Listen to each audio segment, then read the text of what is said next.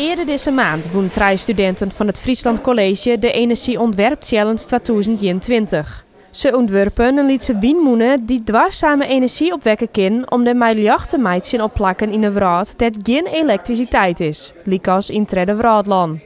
€2500 hebben ze woen, wanneer meidjes het product verder ontwikkelen kunnen. Nou, we gaan het product net helemaal verder ontwikkelen in echt zoals dit, maar we gaan wel de bestanden van hoe het kist meidjes is, die zetten wel in één groot bestaan. Maar een tekst erbij, hoe het kist bouwen en wat het idee is en wat het verder mee kist doen.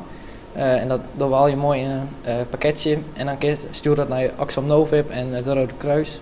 En die kan het dan, iedereen die het wil, kan dat dan verder mee of misschien al zou bouwen als dit. De jury wie bot onder de indruk van het product en het trijetal kreeg een soort positieve reacties. In de jury zie je een verschillende man die ik wil bedrijven in. Ik wil een die hier een soort vergelijkbaar iets als dit, maar dan met zinenergie en die hier al zijn hulp aanboden om te zien hoe we dit echt op wat grotere schaal kunnen maken.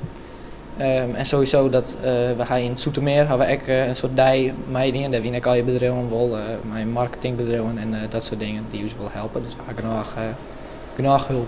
Het meidje van een dwarszaam product wie onderdeel van een karvak binnen de opleiding Creatief Vakman. Het karvak is nu weer afsluiten en van nu moeten de man weer echt focussen op de studie en daar hebben ze echt wel weer zin in. Nou ja, ik wil meubelmaker worden. Ik weet niet hoe het met mijn teamleden zit, maar volgens mij vind ik het meubelmaken echt leuker als echt de technische dingetjes met elektriciteit en zo.